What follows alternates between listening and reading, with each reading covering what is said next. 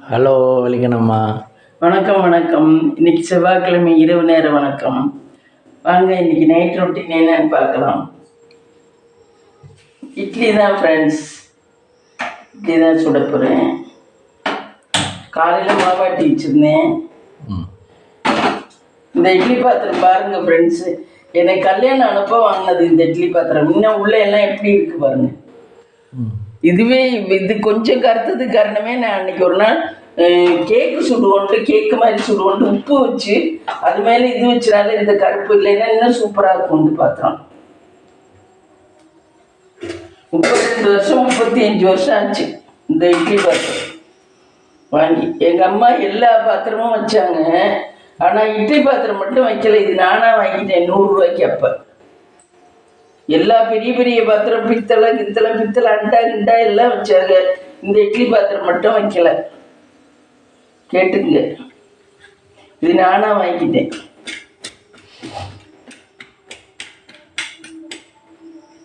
Own உழைப்பில் வாங்கினது. என்னுடைய ஓன் காசில் வாங்கினேன்.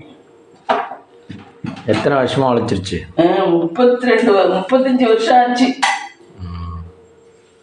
35 வருஷமா யாரும் சொன்னா கூட நம்ப மாட்டாங்க. 35 வருஷம் ஆச்சு. இப்போ புதுசு ஒன்று வாங்கினேன், எனக்கு அது பிடிக்கல. அது தட்டா ஸ்பூன் போட்டு எடுக்கிற மாதிரி இருக்கு. சில்வரில் வாங்கினேன், அது எனக்கு பிடிக்கல. அதனால இதுலேயே தான் இட்லி ஊற்றுறது. இது சிரமம் இல்லையா? இதுதான் ஈஸியாக இருக்கு. அது விளக்குறது எத்தனை தட்டு விளக்க வேண்டியதா இருக்கு? 3 தட்டு அது. ஆனால் ஒரு நடை ஊற்றி வச்சா போதும்ல. நீங்கள் இப்போ இதில் 5 தானே ஊற்ற முடியும். ஆமாம், இதில் 7 குழி. சரி 7. அதில் முடிச்சு வச்சு நமக்கு நீங்கள் இந்த மாதிரி மாவத்திரத்தில் 3 தட்டு ஊற்றி ஒரே நடையில அவிச்சு முடிச்சுட்டு வந்துடுவீங்களா? அது அடியில் உள்ளதுலாம் எனக்கு என்னமோ பிடிக்கல. அது என்னமோ கஷ்டமாக தெரியுற மாதிரி இருக்கு. அது அவிக்கிறது ஒரு நடை, விளக்குறது கொஞ்சம் கஷ்டம். இது அவிக்கிறது கஷ்டம், விளக்குறது கொஞ்சம் ஈஸி. அதை கம்பேர் பண்ணல.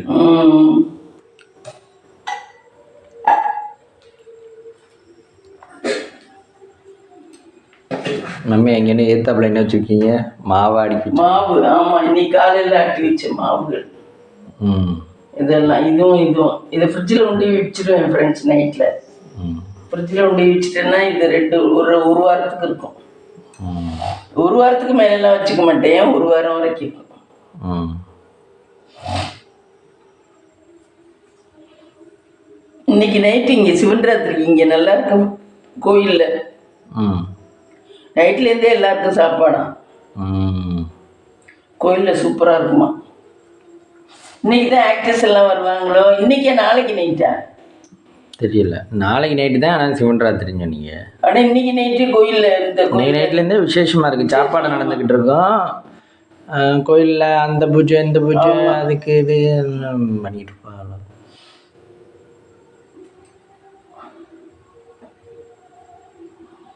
காலையிலக்கு காவடி பால் குடம் போகிறதுக்கெல்லாம் அரேஞ்ச் பண்ணுவாங்க. நாளைக்கு காலையில் போகிறதுக்கு.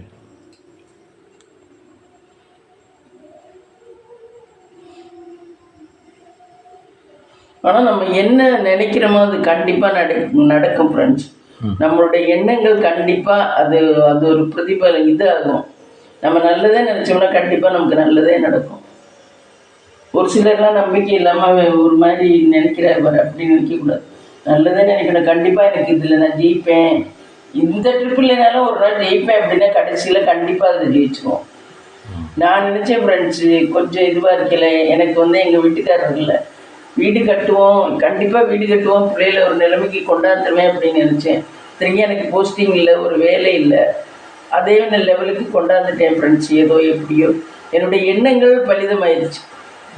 நம்மளுடைய முயற்சி, அது கொஞ்சம் முயற்சியும் எடுத்தேன், கொஞ்சம் தான் முயற்சி எடுத்தேன். ஆனால் அது கடவுளை என்னை அந்த அளவுக்கு கொண்டாந்து விட்டார். கொஞ்சம் முயற்சி தான் எடுத்தேன். ரொம்ப ஹார்டு இருக்கு. மற்றவங்க மாதிரிலாம் நான் ரொம்ப கஷ்டப்படலை. ஏதோ கொஞ்சம் முயற்சி எடுத்தேன், எனக்கு கடவுள் கொண்டாந்து விட்டார். நம்ம என்னென்னு நினைக்கிறோமோ அது கண்டிப்பாக நடக்கும். அதனால நம்ம பாசிட்டிவாகவே நினச்சோம்னா, கண்டிப்பாக பாசிட்டிவாக நினச்சோம்னா கண்டிப்பாக ஜெயிப்போம். அது கண்டிப்பாக நம்ம கையில் ஒரு நாள் கிடைக்கும். இவனுக்கெல்லாம் அது சொன்னோம்னா நம்பிக்கையே இல்லை. இவெல்லாம் கொஞ்சம் தூரம் போய் கஷ்டப்பட்டா கூட பின்வாங்கிடுவான். அது கொஞ்சம் தூரம் கஷ்டம் இருக்கும், அதுக்கப்புறம் ஈஸியாக தான் இருக்கும். அதனால போயிடணும் அந்த வழியிலே. அன்னைக்கு சமயபுரத்தம்மன் பார்க்க போனதுக்கே கொஞ்சம் நம்பிக்கை இல்லாமல் தானே இருந்துச்சு, சாமியை பார்த்துருவோமான்னு. அப்புறம் நம்ம பார்க்கணும்னு முயற்சி எடுத்துட்டா சாமியை பார்த்துட்டோம்ல. அதே மாதிரி தான் எல்லாமே. கொஞ்சம் கஷ்டம் இருக்கும், அந்த கஷ்டத்தை தாண்டிட்டோம்னா நமக்கு வாழ்க்கை ஈஸியாக தான் இருக்கும். அப்புறம் ஃபுல்லாக ஈஸியாக இருக்கும். அந்த கொஞ்சம் கஷ்டத்தை தாண்ட நம்ம யோசிச்சோம்னா வாழ்க்கை பூரா இப்படியே லொட்டுன்னு கஷ்டப்பட்டுக்கிட்டே இருக்க வேண்டியது.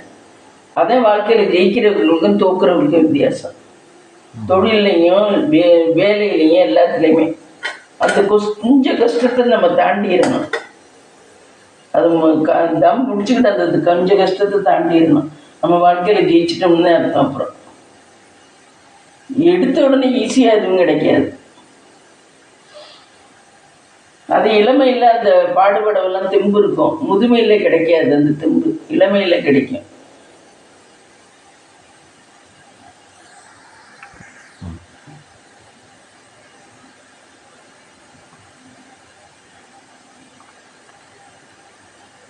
வலிக்கு நமக்கு மொட்டை மண்டை எப்படி இருக்கு? குளிர்ச்சியாக இருக்கா? மொட்டை மண்டை நல்லா தான் இருக்கு, ஆனால் சளி பிடிச்சிக்கிச்சு இன்னைக்கு. இன்னைக்கு எங்கள் ஊரில் மழை வந்துச்சு ஃப்ரெண்ட்ஸ், கொஞ்சம் காலையில். இப்போ மழை வந்துச்சு ஈவினிங். சளி எங்கே இருந்தே பிடிக்குதோ தெரில, ஈஸியாக பிடிச்சிடுது எந்த நேரம் பார்த்தாலும். இதுவே கொடைக்கானல் ஊட்டியில் இருந்தீங்கன்னா அப்பா அங்கெல்லாம் இருந்தால் நம்ம சளிகளே தான் கிடக்கணும். இதுவே கனடாவில் இருந்தீங்கன்னா ஐஸ் பாருக்குள்ளே தான் கிடக்கும். ஆமாம், அங்கெல்லாம் அதுக்கு தகுந்த மாதிரி உடை கொடுத்துருவாங்க. ஹீட் இது ஏசியே ஹீட்டாக இருக்கும்னு நினைக்கிறேன். இங்கே குளிர் மோடில் வச்சுக்கலாம். ஆமாம், இங்கே குளிராக இருக்க ஏசி, அங்கெல்லாம் ஹீட்டாக இருக்கும். அங்கெல்லாம் கார் எடுக்கணும்னா கூட ஐஸ் பாரை தள்ளி விட்டுட்டு தான் எடுக்கணும். ஆமாம், கனடாலாம். ப்ரூனே நாட்டில எல்லாம் பெட்ரோலு 500 ரூபாய்க்கு வாங்கினோம்னாவே டேங்க் ரிப்பேர்லாம், கார் டேங்க் ரிப்பேர்லாமா. அவ்வளோ கம்மியா பெட்ரோல் ரேட் கம்மி. 500 ரூபாய்க்கு போட்டோம்னாவே இது கார் டேங்க் ரிப்பேர்லாமா. இங்கே இந்தியாவில் பெட்ரோலும் விலை குறைக்க மாட்றாங்க, சேலரியும் கூட தர மாட்றாங்க, சேலரியும் அளவாக தான் தராங்க. எல்லாருமே இங்கேருந்து வெளிநாட்டு போய் தான் வேலை பார்க்குறாங்க. இப்போ நம்ம கேஸ்டும் சரி, மற்ற கேஸ்டும் சரி, எல்லாருமே சிங்கப்பூர், துபாய், அமெரிக்கா, இங்கே தான். இந்தியாவிலேருந்து ஓவன் சம்பாதிச்சவங்க யாராவது சொல்லுங்கள்? ரொம்ப ரேர். தொழில் பண்ணுறவங்க சம்பாதிக்கிறாங்க, பிஸ்னஸ் பண்ணுறவங்க நல்லா சம்பாதிக்கிறாங்க. வேலை பார்க்குற தொழிலில் தான் இறங்கிடணும் ஃப்ரெண்ட்ஸ். என்னை கேட்டால் படிக்கிறது வேஸ்ட்டுன்னு தான் நான் சொல்லுவேன். படித்தா அதுக்கு தகுந்த ஹார்ட் ஒர்க் போட்டு ஓரளவு முன்னுக்கு வந்துடணும். ஒரு டிகிரி வாங்கலாம்.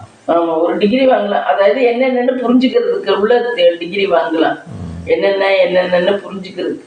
மற்றபடி அதை பற்ற இதை பற்ற எல்லாம் படிக்கிறதெல்லாம் வேஸ்ட். அதுக்கு நம்ம எத்தனை இடம் ஊற்றலான் இருக்கீங்க? 2 இடம் ஊற்றணும். ஓட்டு மட்டும் இங்கே போடணும், என்ன வேலைக்கு மட்டும் வெளிநாட்டுக்கு போகணும். அப்படித்தானே நம்ம நாடு இருக்கு. அப்படித்தான் வச்சுருக்காங்க. இல்லைன்னா மினிமம் சேலரியே இவ்வளவுன்னு கொடுக்கணும். 15,000 20,000 கொடுக்கணும். அப்படி கொடுத்தா தான் குடும்பம். வீட்டுக்கு ஒரு கவர்மெண்ட் வேலை கொடுக்கலாம், அதுவும் கொடுக்க மாட்டேங்குது.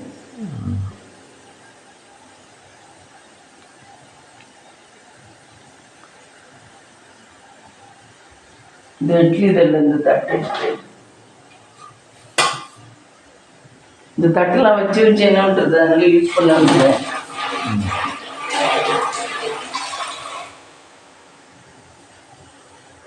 செங்கோட்டு இட்லி பாருங்க, பந்து பந்தா சூப்பராக இருக்கும். ஏன் அதில் பந்து போட்டுருக்கீங்களா? ஆமாம், பந்து தான் போடுறாரு.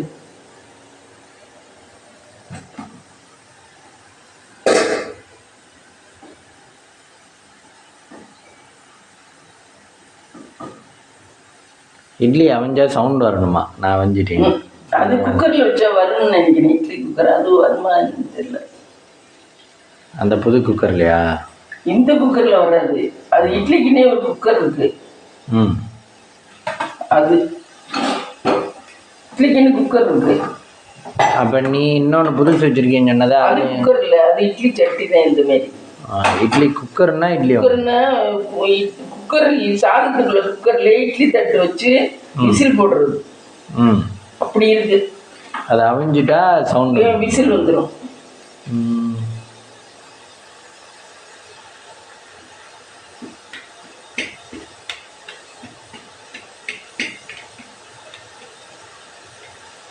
துணி போட்டு வைக்கிறது தான் எனக்குலாம் பிடிச்சது. துணி கசக்க கொஞ்சம் சிரமமாக இருந்தாலும்.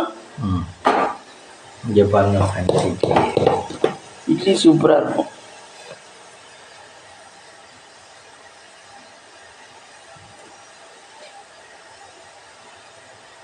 இங்கே எங்கள் ஊர்லலாம் நைட்டு இட்லி கடையிலலாம் வாங்கினா வாய்க்கு வழங்காது, அப்படி கல்லுக்கெல்லாம் இருக்கும் ஃப்ரெண்ட்ஸ்.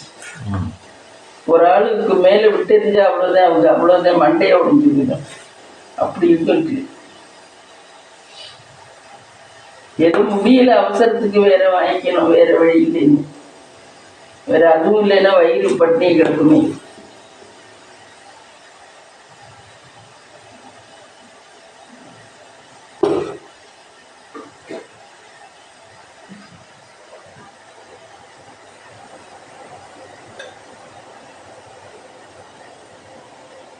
வயிற்றுக்குமே தேவையான அளவு நம்ம அன்னைக்கெல்லாம் வெள்ளரிக்காய் இதெல்லாம் சாப்பிட்டு இருந்தோம், ஏதோ இருந்துட்டோம் பாரு.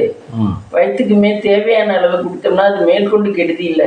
நம்ம வீட்டில் இருக்கையில 4 நேரம் 5 நேரம் நினச்ச நேரம் இஷ்டப்பட்டதெல்லாம் திங்கிறதுனாலதான் அது கொழுப்பு போய் சேர்ந்து கெட்டதாகிடுது. தேவையான அளவு மட்டும் வயிற்றுக்கு நம்ம சாப்பிட்டோம்னா அது உடம்பை எந்த விதத்துலையும் பாதிக்காது.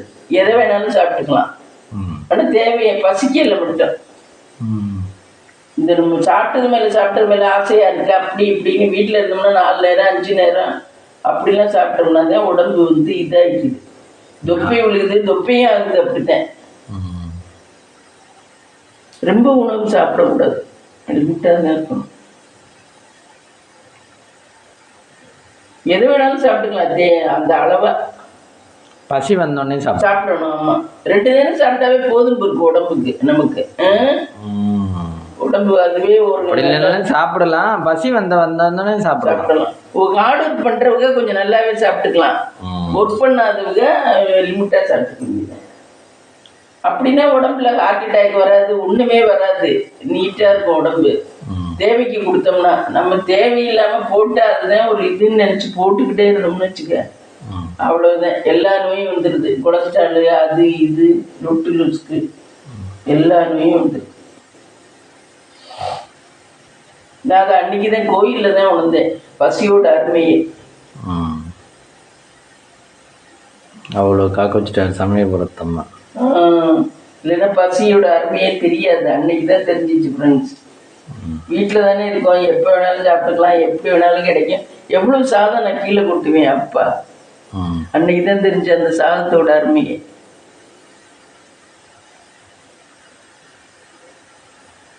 யாராவது ஏதாவது தரமாட்டாங்களான்னு இருந்துச்சு அந்த கியூவில். அது திறந்து விடுறது ரொம்ப பெரிய கியூவாக திறந்து விட்டாங்க. ஆமாம், இதில் போய் வளைஞ்சு காசு கொடுத்து போயிருந்தா கொஞ்சம் ஈஸியாக போயிருக்கலாமா. எல்லாருமே சொல்கிறாங்க. 100 ரூபா டோக்கன்ல போயிருந்தா கொஞ்சம் ஈஸியாக போயிருக்கலாம். இவ்வளோ சிரமம் தேவையில்லை. இந்த காட்பேட் ஆனால் எவ்வளோ மக்கள் எல்லாரும் தான் சம்பாதிக்கிறீங்க. ஆனால் 100 ரூபா கியூவில் போலே அதையெல்லாம் நம்மகிட்ட இன்னும் எல்லாம் வசதியானவங்க.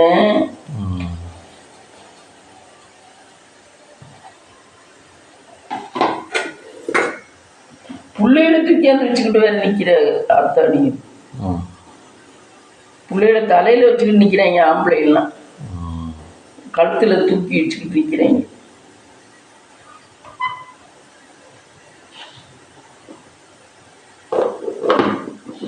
அவங்களும் நல்ல சௌகரியம் பண்ணியிருக்காங்க. ஃபேன் போட்டு வச்சு வேர்க்காம, அதுக்குள்ள நிக்கிற வரைக்கும் நமக்கு வேர்க்கவே இல்லை பாரு. நல்ல சௌகரியம் பண்ணியிருக்காரு.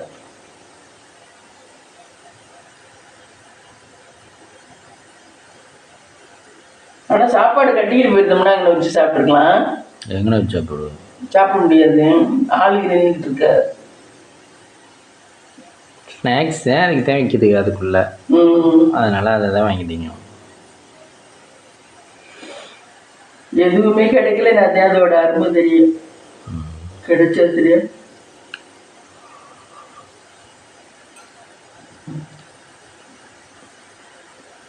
எதுவுமே நம்ம கைக்கு கிடைச்சிட்டா அது தூசி மாரி ஆகி போயிடும்.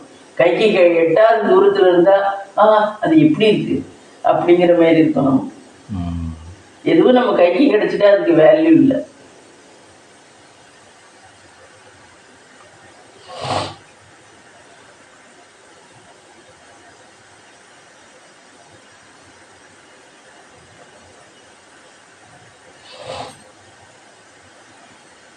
இது வேகிறதுக்கு எவ்வளோ நேரம் ஆகும்?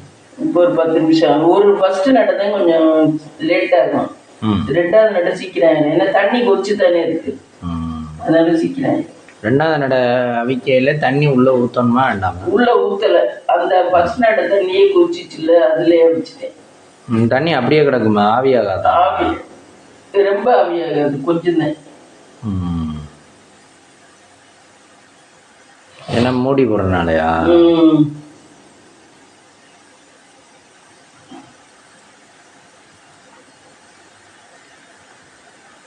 நம்ம இன்னைக்கு டே எப்படி போச்சு? இன்னைக்கு டே பரவாயில்லாம போச்சு. ஆனால் அந்த கோயில் போன டயர்டு அவ்வளவு படுத்தா அப்படி தூக்கம் வருது ஃப்ரெண்ட்ஸ். அவ்வளோ டயர்டாக இருக்குன்னா நான் முன்னாடி பள்ளிக்கு நடந்து போயிட்டு வரையிலையும் நடக்கிறது ஒரு வாரம், நான் ரெஸ்ட் எடுக்கிறது ஒரு வாரம். வீட்டில் வந்து ஒரு வாரம் ரெஸ்ட் எடுப்பேன். அதுக்கப்புறம் தான் நார்மல் காமே. அவ்வளோ நாளாக நான் ரெஸ்ட் எடுப்பேன். ஏன் ரெஸ்ட் எடுக்கிறது ரொம்ப பிடிக்குமா? இல்லை, அவ்வளோ அசதி இருக்கும் உடம்புல. அந்த அசதி ஃபுல்லாக தீர்த்தாதான் திருப்பி எந்திரிப்பேன். ஒவ்வொருத்தரும் தூங்கி லேசாக தூங்கிட்டு கூட திருப்பி எந்திரிச்சு ஓடியாடுறாங்க, பண்ணியாடுறாங்க.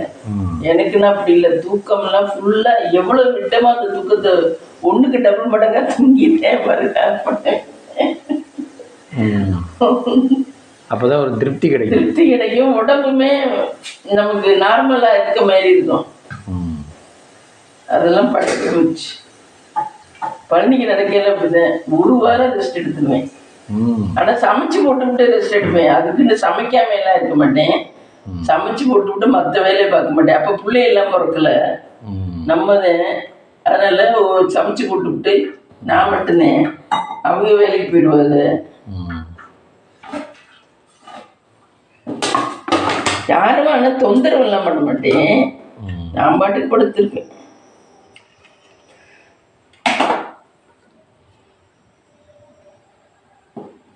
Idli ready friends, idli ready.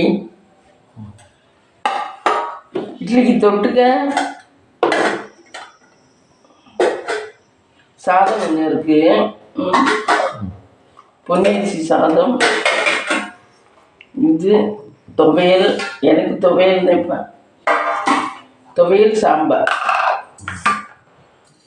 Friends, இன்னைக்கு நைட்டுக்கு டின்னர் பார்த்தீங்கன்னா இட்லி, சுட சுட இட்லி, சுண்டைக்காய். இது மத்தியானம் செஞ்சது. இது துவையல் இருக்கு, காலையில் செஞ்சது. இது வந்து சாம்பார், இது வந்து சாதம். இதுதான் ஃப்ரெண்ட்ஸ் இன்னைக்கு எங்களுக்கு நைட்டு டின்னர். வாங்க சாப்பிடலாம்.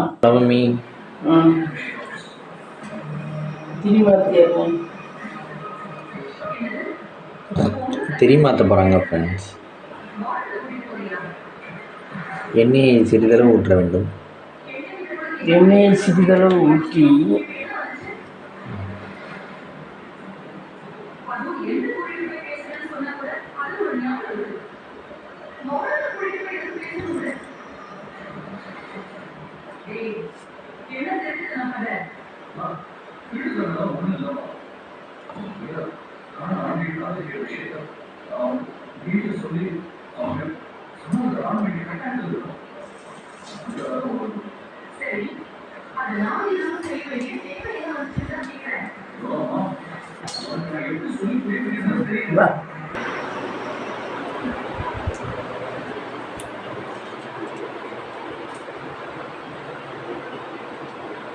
சாமி ரொம்ப வாசமாக உள்ளது. அதாவது சுத்தமாக வச்சுருந்தோம்னா தான் அந்த வாசமெல்லாம் இருக்கும். முடி வெட்டிட்டு நெகை வெட்டிட்டுலாம் உள்ளே வந்தோம்னா இந்த வாசமெல்லாம் இயற்கையான அந்த இதெல்லாம் இருக்கவே இருக்குது. சாமி ரூம்லாம் சரி, என்ன இந்த டப்பியில் என்ன கருப்பாக இருக்குது? எந்த டப்பியில்? கற்பூரம் ஏற்றுற இடத்துக்கு. கற்பூரம் இதுவா? அது போக அதெல்லாம் கொட்டிட்டு மாற்றணும் ஒரு நாள். புகை பிடிச்சதா? புகை பிடிச்சதா? அதெல்லாம் சுத்தம் பண்ணணும் ஒரு நாள். இந்த சாமி ரூமே ஒரு நாள் வேலை இருக்கு. இதில் திரியெல்லாம் இருக்குது, அதெல்லாம் மாற்றணும். நிறைய வேலை இருக்கு.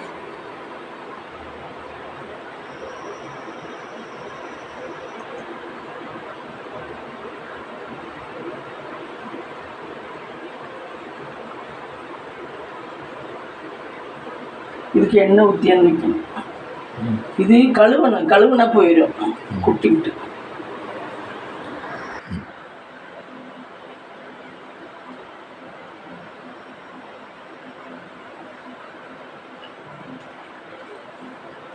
ஃப்ரெண்ட்ஸ், இன்னைக்கு வீலாக் இதோட முடிச்சுக்கலாம். இந்த வீடியோ பிடிச்சிருந்தா லைக் பண்ணுங்கள், ஷேர் பண்ணுங்கள், கமெண்ட் பண்ணுங்கள், சப்ஸ்கிரைப் பண்ணுங்கள்.